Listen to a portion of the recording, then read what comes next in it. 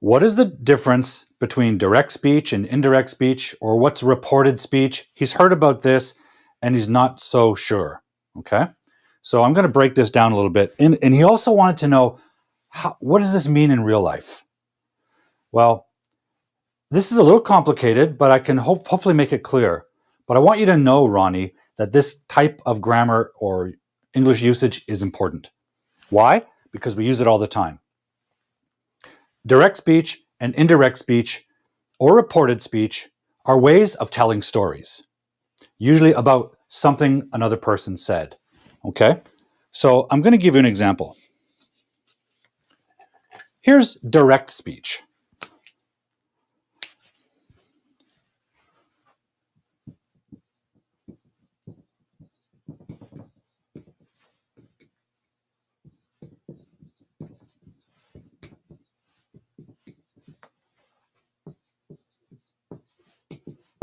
Okay? Paul said in the past, that's the verb of a sentence like this. Paul said, and then we have quotation marks. Welcome to the show. Those are the exact words Paul said. Okay? Now I said that a moment ago and I just said welcome to the show. But what if I had a verb in that sentence? For example, I saw a dog yesterday. Okay? Well, Paul said this in the past because we have the verb in the past. So he said this in the past. And when we use direct quotes, direct speech, it's directly what he said. Now, let's try this. When I saw Paul yesterday, actually, let me change the name here. I'm going to use my friend Toshi. I saw Toshi yesterday and he said, I see a dog. Right now. So when I saw him yesterday, he sees a dog right at that moment and he says, I see a dog. So even though I'm talking about yesterday, I have to use the verb in present tense. Why? Because that's what he said. And I'm quoting him. I can't change the verb. That's direct speech. And I want to show you a clearer way of understanding this. I'm going to use some help with some characters because I find that very useful. By the way, Luis Arturo Aulestia, welcome to the show. Thanks for joining. Okay, going to get some help here with some friends. Here's Toshi.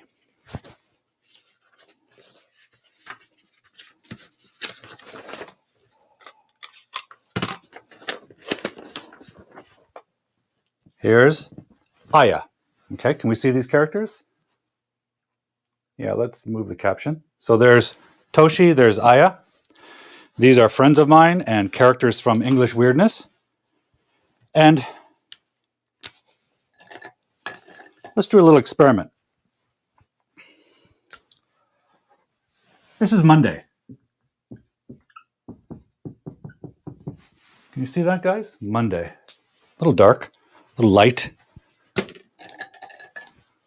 Okay, let me bring that down. So on Monday. Right now in Vancouver, it's Thursday. But these two meet at the park. They see each other at the park. Okay? They're friends from school. They know each other. Toshi says, hi, Aya, how are you? Aya says, hi, how are you? Good, everything's cool. Toshi says,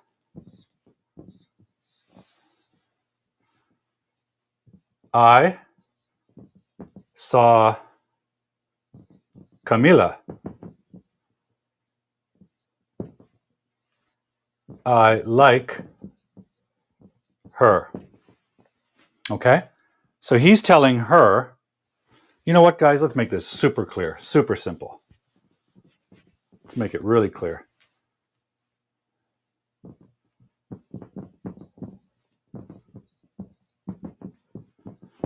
So Toshi tells Aya, I like Camila. Camila's another friend. Okay, there's the verb, right? It's subject, verb, object. And the verb is in present tense. Why?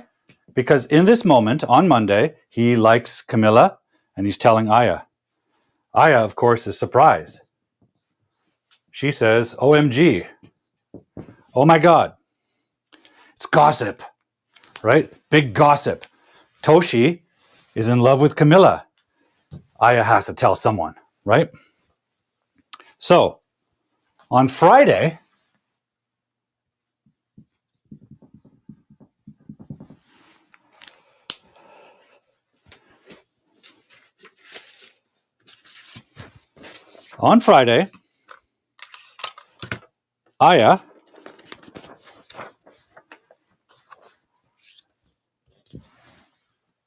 Aya meets another classmate named Osama. Okay, this is Friday. This is several days later, right? Osama says, hi, Aya, how are you? Oh, I'm fine, Osama, how are you? Oh, I'm fine, working hard at school. Okay, good. And then Osama says, hey, what's new? Have you heard any news from our friends? Aya, of course, has big news. She says, I saw Toshi last Monday, and he told me something. Oh, really? What did he say? So this is what Aya says. She says, he said, right? He said. So the verb is past tense. Why? Because Toshi told Aya in the past. It was Monday. Now there's two ways she can report this. Two different styles. One is direct speech. One is indirect speech. If she uses direct speech, he has to use the exact words that he said.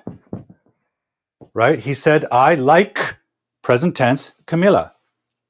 He said, I like Camilla. The problem is, these guys are talking, they're not reading. So Osama cannot see the quotation marks. So this is what we see often in literature, in stories written, fiction, because we can see the question marks, the quotation marks. But when you're talking, you can't see punctuation like that.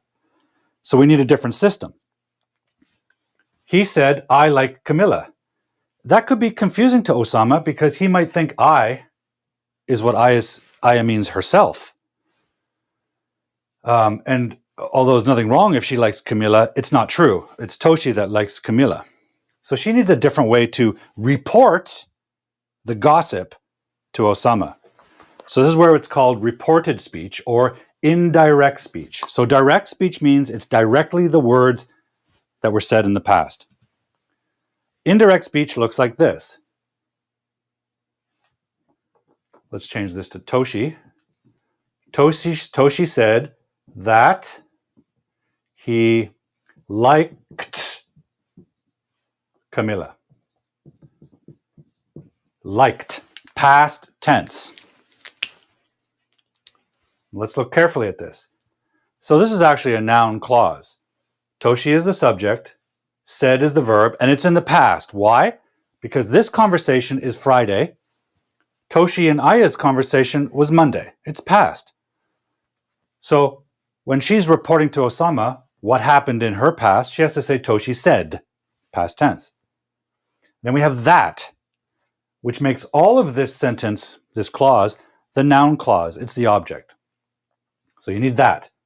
In fact, you could drop it, but let's keep it there for now. He is referring to Toshi, so that's another subject of the noun clause. But look at the verb. It's past tense. But that isn't what Toshi said. Remember, Toshi said, I like Camilla. I like her in the present. Aya is reporting it in the past. Why? Doesn't he like Camilla anymore? Well, this is the thing. Grammatically, we need it in the past because he said that in the past. Logically, we need it in the past because this is Friday. It may no longer be true. Aya doesn't know because Toshi's not with her. She's with Osama. She no longer knows the fact, right? She doesn't know if on Friday, Toshi still likes Camilla. It's possible that he doesn't. All she knows for certain is that last Monday, he said he likes Camilla. I like Camilla. Maybe on Tuesday, he found another girl to be in love with. It's possible. Aya, on Friday, Aya does not know 100% certainty, with 100% certainty, that Toshi still likes Camilla. So she has to use the verb in the past tense. It's one step in the past. Now, it gets even more crazy. What if on Monday, Toshi said, you know, I liked Camilla in the past, like before Monday. I liked her in the past. But now I like you, right?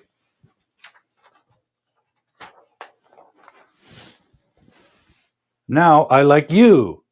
Let's go on a date. Okay? He no longer likes Camilla on Monday. So how does Aya report that on Friday to Osama? That doesn't work anymore because that's what he said one step back. So we need like a double past tense. And we have one.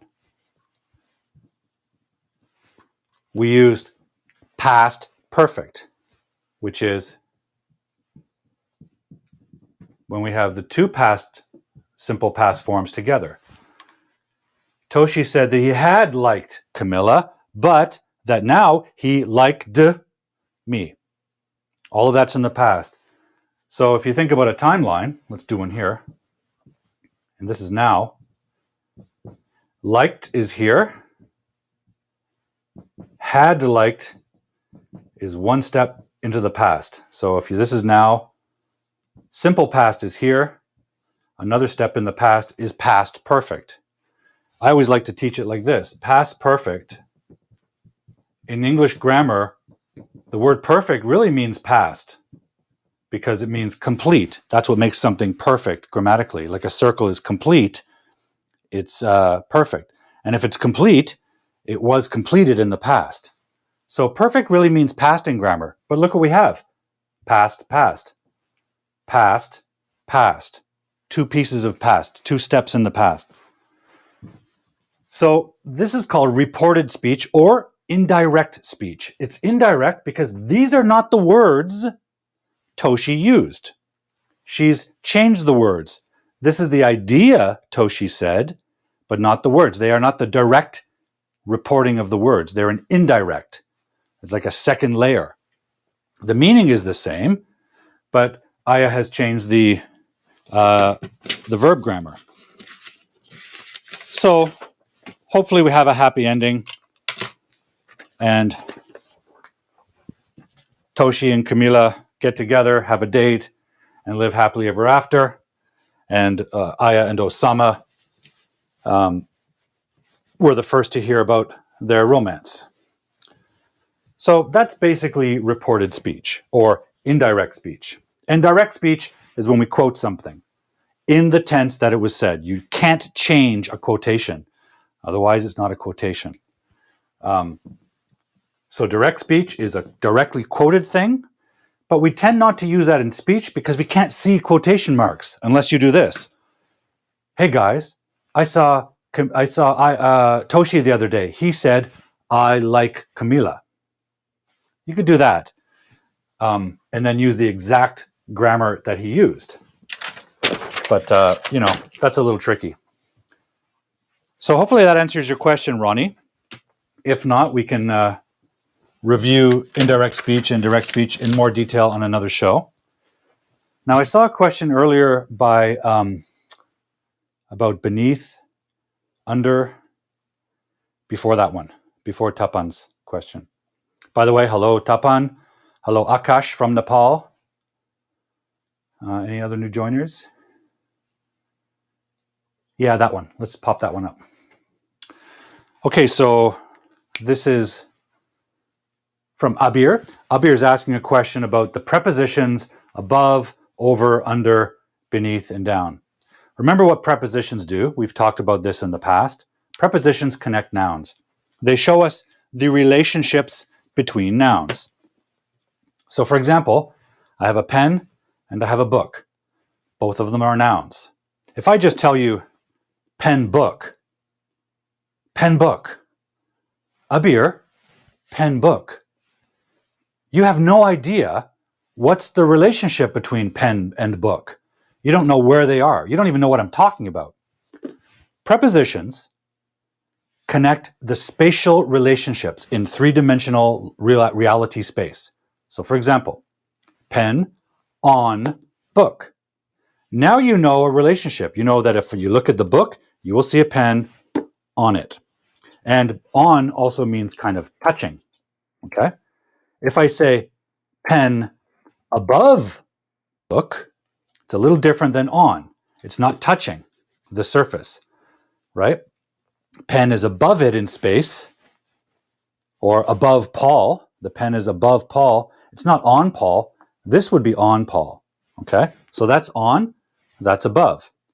If I move it down here, I can say the pen is under the book. It's not touching it, it's under it. Now, if it's touching it, for example, if it's on the floor or like that on the floor, we could say beneath the book. So often beneath implies that it's hiding or that it's touching it right under it and you can't see it. If you say it's under, you can probably still see it. Beneath implies that it's hidden, okay? So that's on, above, under, beneath. Okay, down is not a preposition. Down is an adverb of direction. So we need to use that with a verb like I fell, or like my famous moose. My moose fell. My moose fell. Moose is the subject, fell is the verb. Which direction did he fall? Up, down, left, right? He fell down. The moose fell down. Down is the direction of the action. Down's an adverb. So down is a little bit different than on, above, under, beneath. Those are prepositions that connect nouns. Down is an adverb of direction. So is over. Okay? Over is an adverb. So if my moose can jump, which he can't, it's a toy moose, so that's stupid. But let's pretend. Let's pretend the moose jumps. Where did he jump? The moose jumped. Well, we want an idea of direction. We can say the moose jumped over the book. That's the action's relationship to the book. Over the book. Jumped over. Okay? So that's adverbial. It's still a preposition, but it's got an adverbial quality to it. I think we have another question. Okay, we're going to have to use our time wisely here. Let's quickly go through them. A Rolling Stone. Yeah, let's do the Rolling Stone. A Rolling Stone gathers no moss. It's a famous expression. Okay, so somehow my scroll is not working. Okay, actually, I'm going to make a quick change here, guys. Bear with me.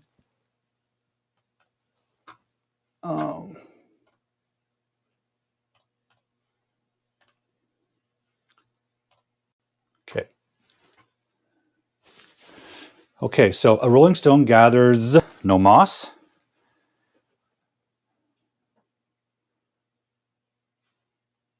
What's that?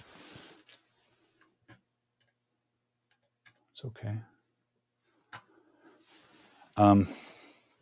Okay, a rolling stone gathers no moss. Thank you for bearing with us, guys. Here, rolling is adjective or participle. Okay, good. Let's identify the parts. And Tapan, whenever you're confused by a sentence, break it down. Identify the functioning parts of speech. Okay? A rolling stone. This whole thing is your subject. Gathers is your verb. Moss is the object with a negative. So no moss. But we have several parts of this sentence that make a subject. Stone is a noun. Okay? Rolling seems to be telling us what kind of stone. It's a stone that is rolling. It's a rolling stone. So this is what we call Well, you can see it's acting like an adjective, right? It's describing the stone. It's telling you more detail about the stone, what kind of stone.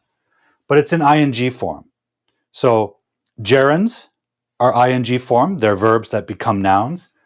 But this is describing the stone, so we can call it a participle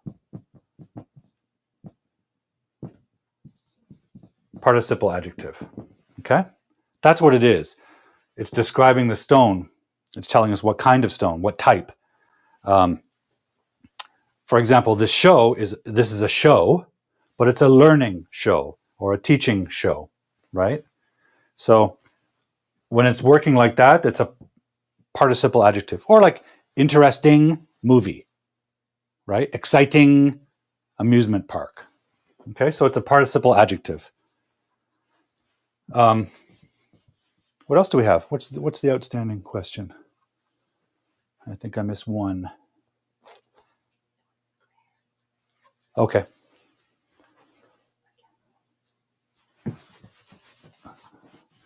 In the meantime, I'll say hello to some people I haven't said hello to. Okay, so Chris has a question. What's the difference between I am well, I am fine?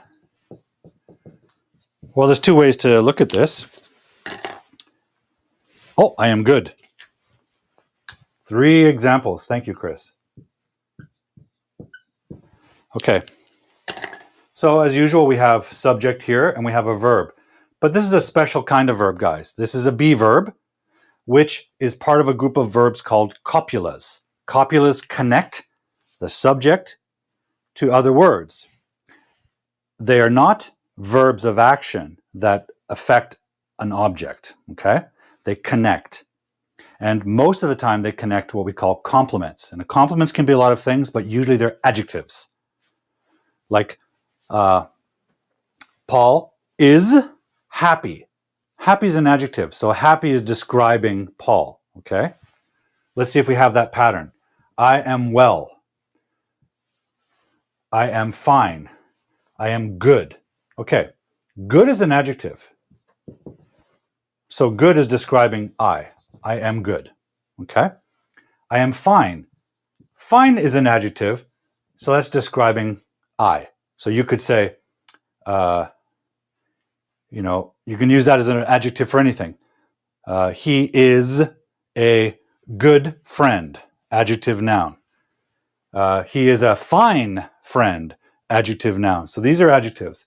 Well is not. Well is an adverb. Okay, it describes the level of goodness of some action. Now, what's the action? Am. Am isn't really a great action. But it is possible to describe your state of existence, which is what a be verb expresses, Chris. Be verb expresses that something exists. I am. It means I exist. Big idea, big topic. Little word, huge philosophical topic. Existence. So how is your existence? Well, it's well, right? It's well. That describes the verb, which means we can use that with other verbs. For example, she sings well. Can you see that, guys? She sings well. Subject, verb, and sing is an action verb. So this cannot be an adjective. It has to be an adverb. She sings well. But watch what happens. She sings fine. Subject, action verb, adjective. What's it describing? Subject? You can't describe the subject across an action verb. And it can't describe sings because it's not an adverb. Bad English. Okay? She sings good. Subject, action verb, good. We said that was an adjective. Well, we can't describe our subject across an action verb. We need a copula, a be verb, right? So this is just bad English. And yes, people say that all the time. Oh, he runs good. She sings good. It's bad English. Doesn't matter if it's popular. It's bad English. When I say bad English, I don't mean it's not following the rules, so therefore it's bad. It's bad because it communicates a meaning that doesn't make sense according to the grammar. And the grammar exists for a reason, right? Grammar is the structure of communication. It allows us to communicate an idea, which is that she sings well. It doesn't describe her. It describes her singing. We need to be able to do that because that's a different meaning than she is well, right? That's describing her. We need to be able to do both. So we need structures that communicate the different meanings. That's what grammar is for, guys. Grammar isn't just following rules. It's knowing the structures that'll give you this meaning or that meaning. And you want to be able to do both. Otherwise, you're limited as to what you can communicate. So hopefully that helps you, Chris. Whew! Okay, lots of talking. I'm a little bit wound up. Guys, we have to manage our time, so I'm going to ask you to hold on to your questions or contact me on Facebook and forward them to me, and we'll talk about them next week. At this point, I want to bring on our guest. Does she have the link? Okay, Aya, if you don't mind, please get ready with the link, and I'll introduce you. In the meantime, I'll say hello to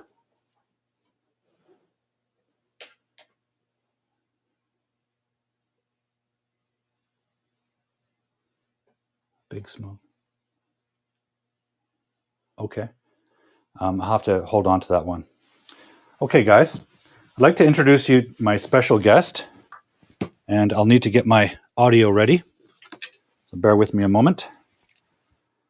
My guest today is a former student of mine, originally from Japan, who came to Canada and studied English, went to university in Canada, now lives in Canada, and she's a formidable young lady who also volunteered to appear in one of my episodes of English Weirdness. So she's a volunteer actor as well, an actress. So joining me on the show this week is my friend and former student, Aya Hioki. Hello, Aya. Can you hear me? Yeah, can you hear me? I can indeed. Thank you. How are you? I'm well. Yeah, I'm doing good. How are you? How is your day so far? Well, it's good. It's much better now that you've joined the show. I know I gave you short notice to join the show, so thank you for doing that. Of course. Yes. No You're staying busy these days? Yes, work is busy, but I'm doing good. Okay. Yeah, it's a busy time at the work because Yes. the fiscal year is ending soon. Yeah. Well, one of the reasons I wanted you to join the show is the English Weirdness episode you and I made together sometime today or yesterday. I didn't actually notice when it happened, but it crossed an interesting milestone. Our episode number 9, can we bring up the graphic of episode 9? English Weirdness episode 9. Okay, you guys, find this on YouTube if you haven't seen it. It's pretty good. I'm proud of it. Aya is especially good in it. Thank you. That episode, guys, has crossed 10,000 views on YouTube. I didn't even notice it happening this week, but 10,000 views is a lot of views. Yay! Yeah, it's several thousand more than any of the other episodes. So if you haven't seen that already, guys, go to the YouTube channel, Hardboiled English, and check it out, please. Aya is fantastic in it. And it's an episode, it's a first of 2-part episodes. The second part will be released soon because it deals with a very complicated issue that's very important in English and affects a lot of other parts of English, and that's verb transitivity. So there's a lot of interesting learning in there, I hope.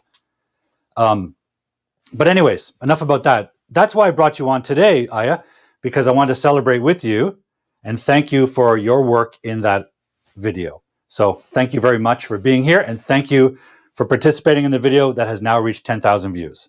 It's been my honor. Thank you. You're welcome. Congratulations. Congratulations to you.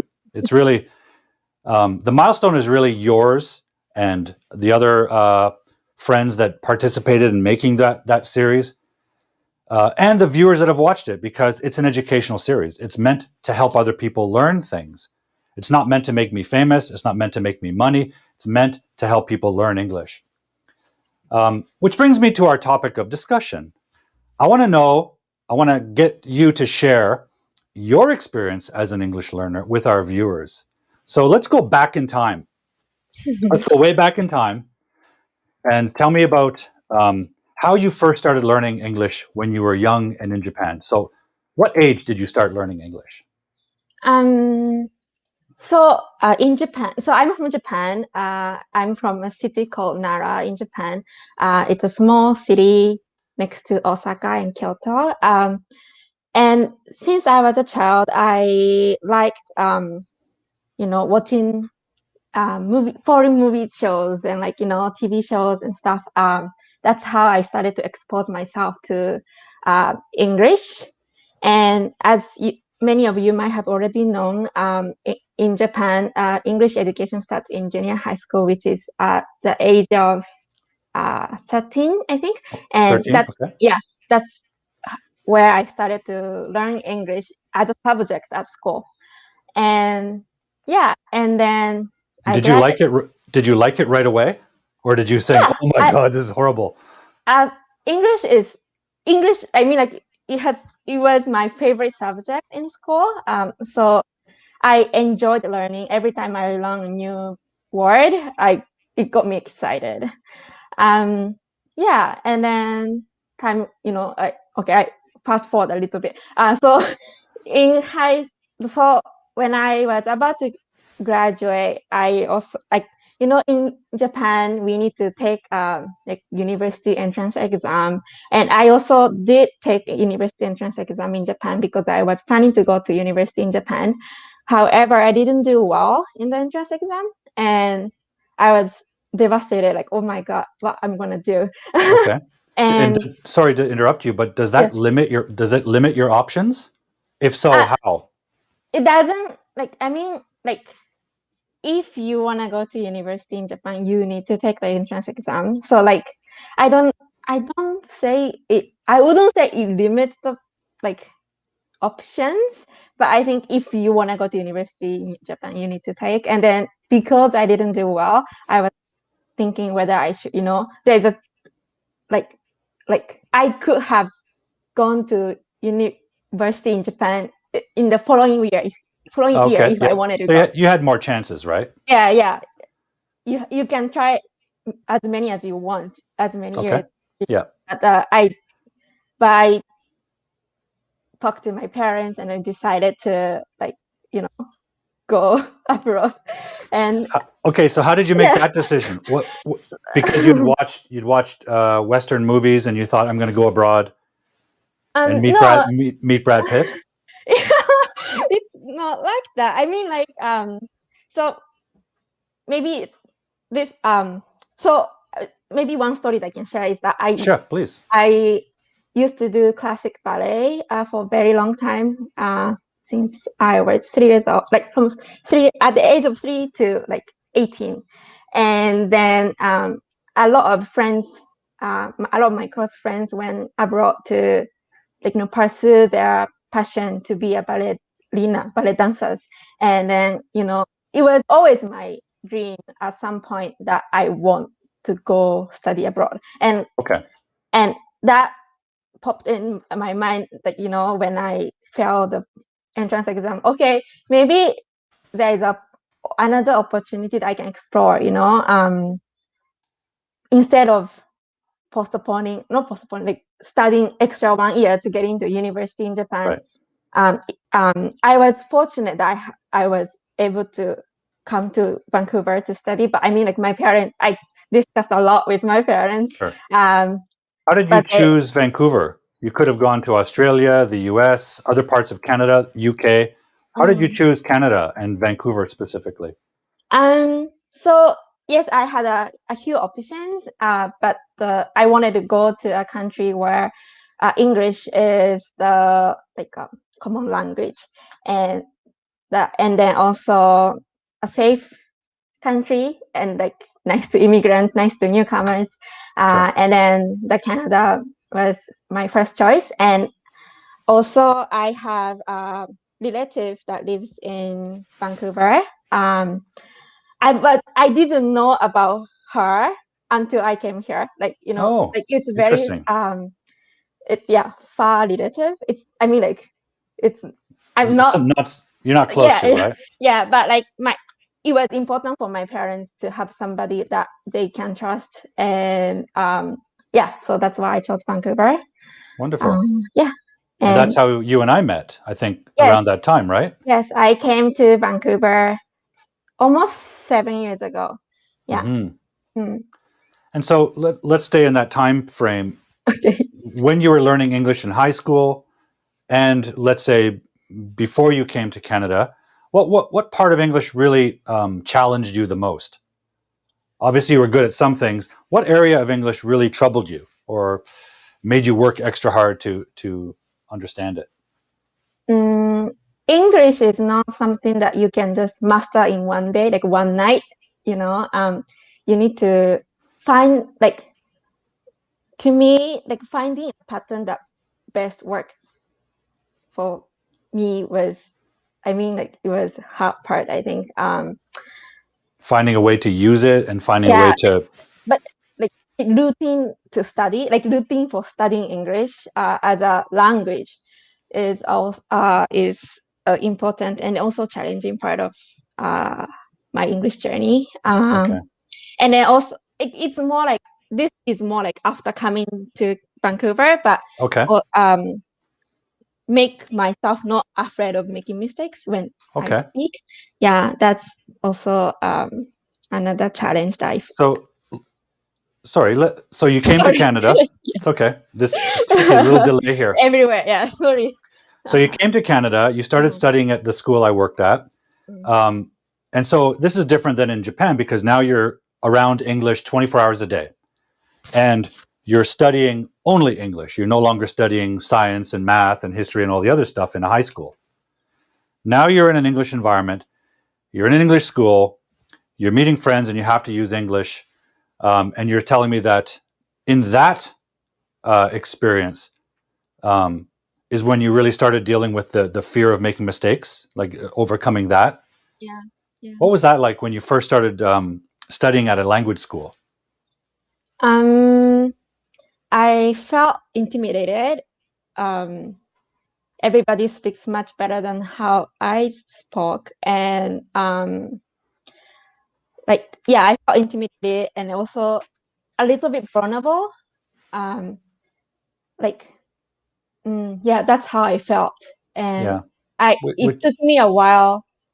It took me a lot of courage and time to get used to it Mhm. and overcome the challenge. Yeah, I think so. I think that's worth. I'm glad you brought that up because I think that's really important for our viewers out there. Is that feeling of vulnerability when you're in a first of all you're in a foreign country, you're in you're in a completely immersed experience of another language, and like you said, you're around other classmates some of whom may be stronger at English than you. But that I think what's wonderful in my memory of working with you is that vulnerability motivated you Yeah. because when you feel vulnerable, you kind of have two choices. You can curl up in a ball and cry on the floor, or you can start from the vulnerable and say, I'm going to get better so I don't feel vulnerable. Mm. And in my memory, that's what you did. You fought your way out of the vulnerability by working hard, studying, and the better you got at English, I want you to tell me, as you got better in English, did you feel less vulnerable and more confident? Did that happen for you? Yes, it's like I still sometimes feel vulnerable, Sure. but it's the process over time, right? Like, Hmm. yeah, that's why I would say. Okay. I mean, I'm glad we share this because a lot of viewers may look at you, may look at myself, listen to us speak English and think, how could they feel vulnerable? They're good at English. I feel vulnerable every week when I go on this show. I'm terrified, Yeah, right? I'm here in front of not millions of viewers, but a few viewers, and I have no idea what I'm going to say. Mm. right? This show is totally unscripted. I'm responding to questions. I feel vulnerable all the time, and it's uncomfortable. Mm. But I enjoy it because the challenge every week is getting out of the vulnerability. And by focusing on your questions, I have something to focus on. And I'm not worrying about, oh my God, how do I look? How, I must sound like an idiot. If you start thinking like that, you're lost, Mm. right? I think I'm quite competitive, and then I get easily frustrated when Yeah. when I feel defeated. So Yeah. I think that also helped me overcome some challenges. Yeah, that's why. I agree. And I know that about you. You're not only a competitive person, you know, as a dancer, you're always competing with yourself to try and improve. Tell us about some of the other hobbies you have. I also do kendo, which is Yes. a Japanese martial art. I Yes, I started when I was very little, like 2, 3 years old, because my grandpa had a dojo, like his own dojo, like practice hall. Yeah. Um, yeah, at home, And and then there's nothing more competitive than martial arts. yes, and So, so I think that's where I got like a little bit of samurai spirit, yeah. competitiveness. Yeah, I think that's why And I say. in my experience as your teacher, I knew that about you, and I always tried to present new challenges to you so that it brings out the competition. Like, here's a new assignment or here's a new topic. It challenges you like an opponent. It's like, I'm going to beat you. You're not going to be able to do this assignment, but then you take it on and you defeat the assignment by doing it. I want to go ahead now. So you and I studied together we worked together for several months, right? What happened after that? After you said goodbye, teacher Paul, I don't need you anymore. I got into a university called University of British Columbia in Vancouver. In Yes, Vancouver, yep. yes. All English. Yes, and then yeah, there I studied political science. I majored in political science, which is like I didn't know what I wanted to study when I got Mm-hmm. into the UBC, but we call it UBC. We call the Yeah. university UBC in short form. Yes, I didn't know what I wanted to study, but I figured it out and I wanted to study political science. And then, yeah, I graduated like 2 years ago, I think. Mm-hmm. Mm-hmm. And So now, that's a huge challenge that you defeated with your samurai spirit. I want people to know out there what an amazing accomplishment it is. I am also a graduate of UBC, and I don't want to say it was easy. It wasn't easy for me. When I went to university, it was very challenging, but it's in English, which is my language. So the fact that you studied in Canada at a university, the same one I went to, and graduated is an incredible accomplishment, Aya. And thank you. I'm I incredibly proud couldn't that you have did that. done it. I couldn't have done it without you. Thank you Well, very thank much. you.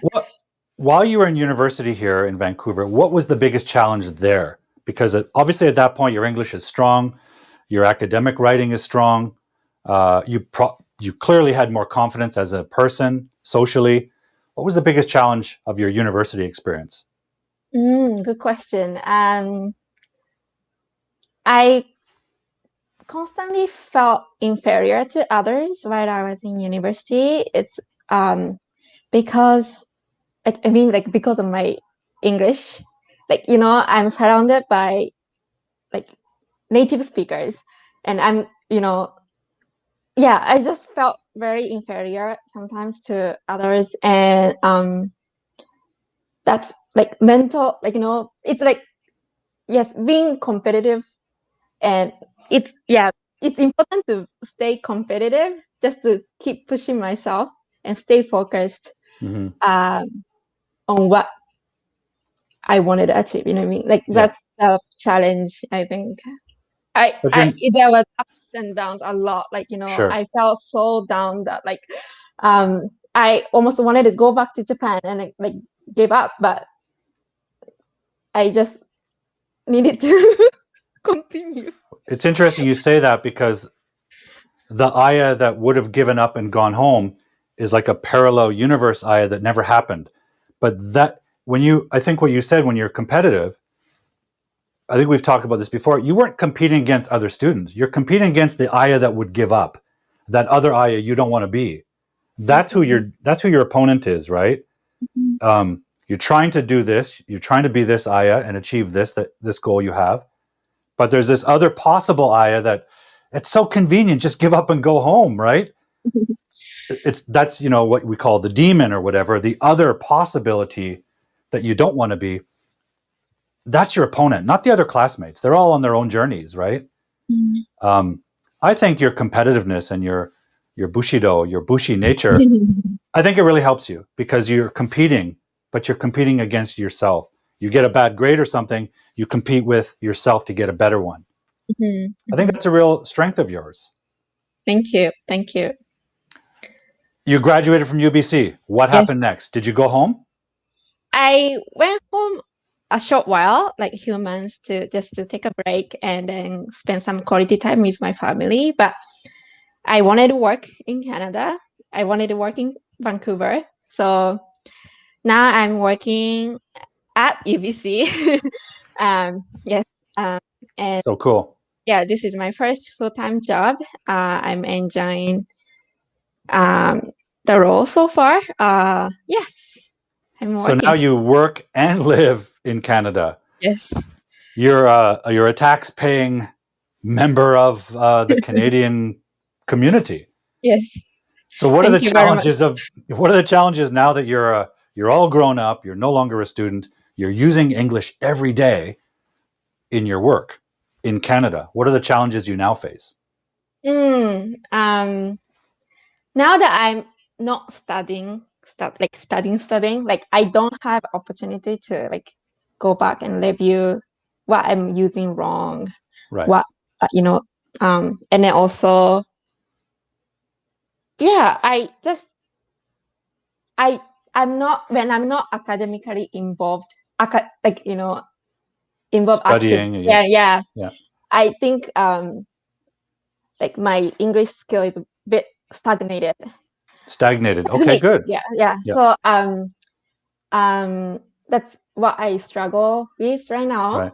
That's why you are helping me with this. But but it's a wise decision because you're right. It's possible to stagnate. At the same time, because you're using English in your work, you have lots of opportunity to practice and listen to your colleagues and learn. So you're still learning, but like you said, you're always so busy going forward, you don't have a lot of time to stop and review and do like focused studying. And I think that's also an important lesson for our friends out there.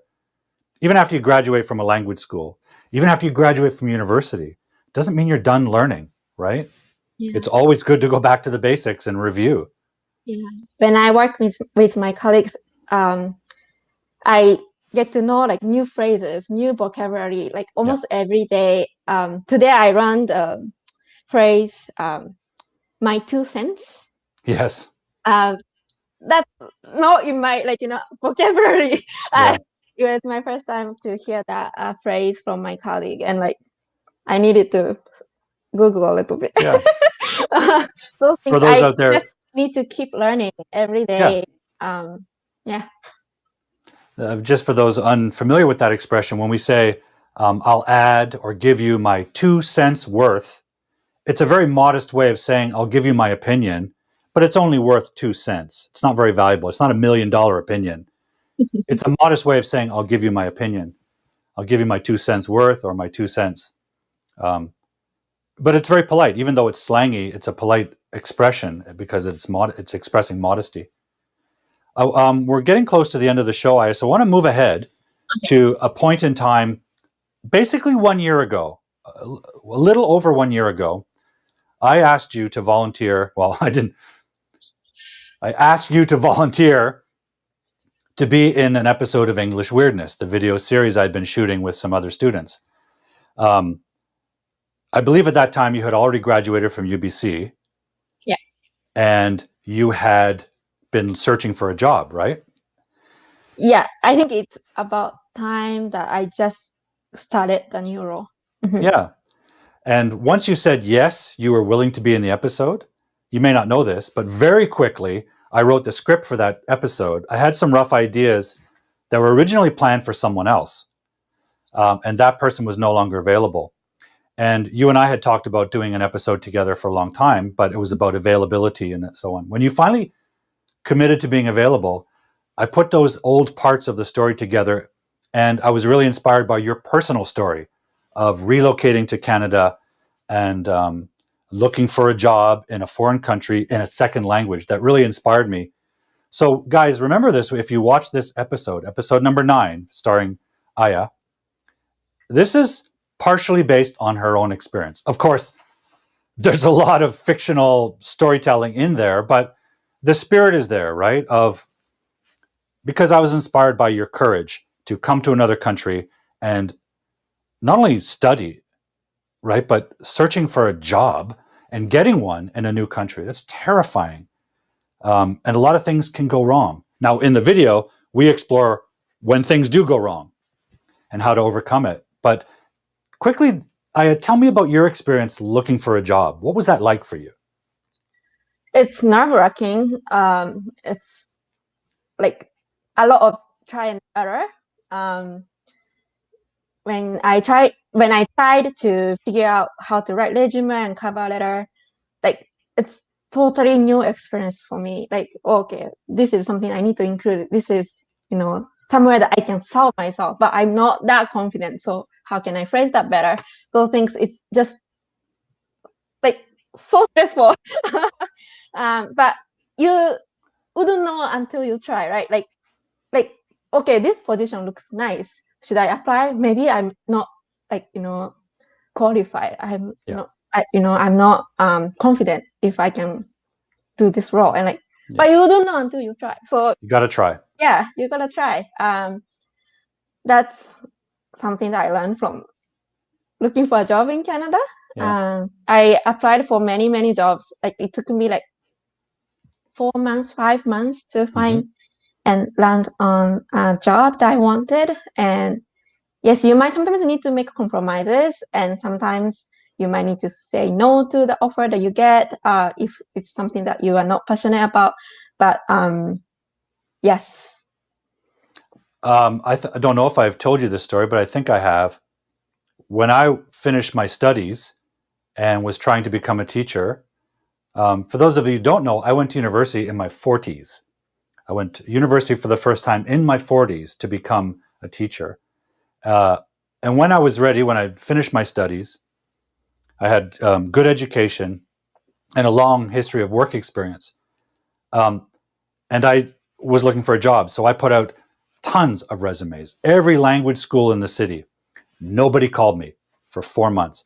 I didn't get one single call, nothing.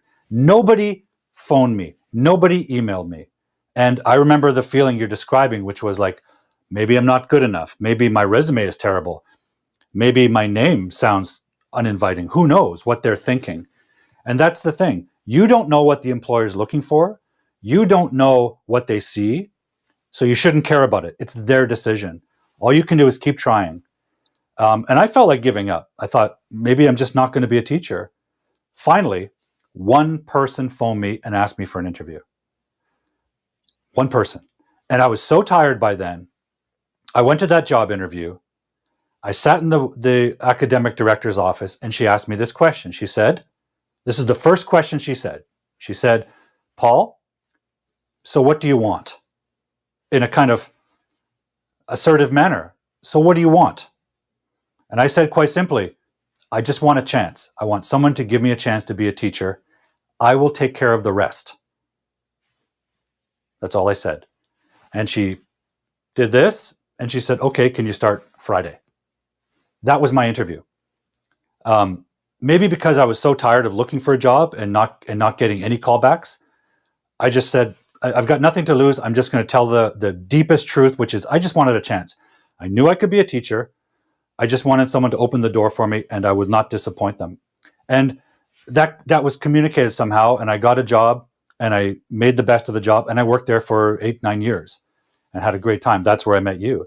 So I remember from that experience, and it wasn't the first job I had looked for, but it was the first teaching job I was looking for. But I went through all those feelings, feeling discouraged, feeling like my confidence shattered, feeling like this is never going to happen. And you're right. all you can do is keep trying. You can't account for what the other person is going to choose, right?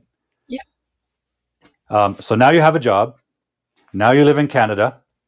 Now you've been in English Weirdness, episode number 9. Quick graphic. Episode number 9. English Yes. Weirdness, episode number 9.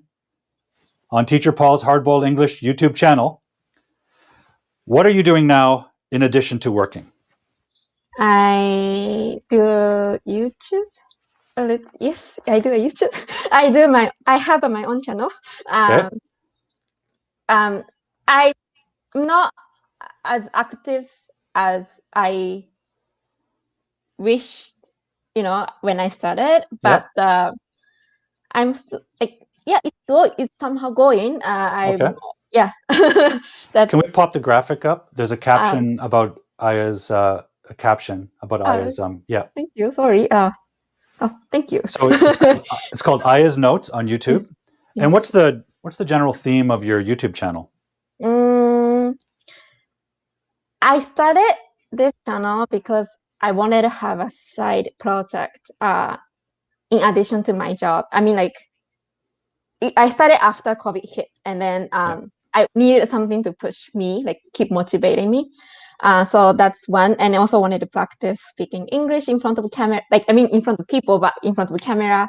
And I also wanted to record, my learning, my daily life. Yeah. So my YouTube channel is primarily in English, so that I can improve my English as well. But I usually put Japanese subtitles so that my Japanese friends and family can watch it too. But yeah, so that's the main theme of my channel. I haven't been able. Sorry, go ahead. No, go ahead. I was just going to say, I also noticed on your channel you show various times when you're practicing Japanese cultural milestones or festivals in Canada. So showing how you maintain those cultural things, those connections while you're here. Yes. I find that very interesting. Thank you. I forgot what I wanted to say, so go ahead.